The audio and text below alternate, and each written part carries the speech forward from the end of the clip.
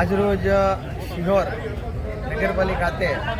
માનનીય મંત્રી શ્રી પરસોત્તમભાઈ સોલંકીના પુત્ર દિવેશભાઈ સોલંકી આજે ખાતે પ્રશ્ન સાંભળવા માટે આવ્યા હતા. એક લગ્ન પ્રસંગે અહીંયાથી જવાનું હતું અને વળતા શિહોર અહીંયા ઉપસ્થિત થઈ અને સ્થાનિક છે જે કાંઈ નાની મોટા બાંધકામના પ્રશ્નો છે એ બાબતે અહીંયા કાર્યકર્તાઓ સાથે મુલાકાત લીધી અને સ્થાનિક અધિકારી ચીફ ઓફિસર સાથે બેસી અને શિહોરનો મુખ્ય પ્રશ્ન જે પાણીનો છે તો પાણીની સમસ્યા કેમ વહેલાસર હલ થાય એની માટે અહીંયા બેસી અને ઉપર પાણી પુરવઠા અધિકારીઓ સાથે પણ એમને વાત કરી છે અને ઝડપથી શિહોરની અંદર પાણીની સમસ્યા હલ થાય એના તમામ અધિકારીઓ સાથે વાત કરીને લગભગ આવતા થોડા જ દિવસોની અંદર આ પાણીનો પ્રશ્ન લગભગ શિહોર ખાતે સોલ્વ થઈ જશે અને લોકોને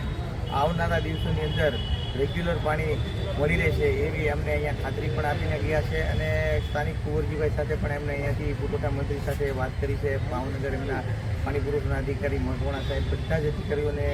કડક સૂચના આપી અને દિવેશભાઈએ પાણીનું કોઈ પણ સંજોગોમાં શિહોરમાં હલ થાય પ્રશ્ન એ માટેની તમામ પ્રયત્નો એણે કર્યા છે.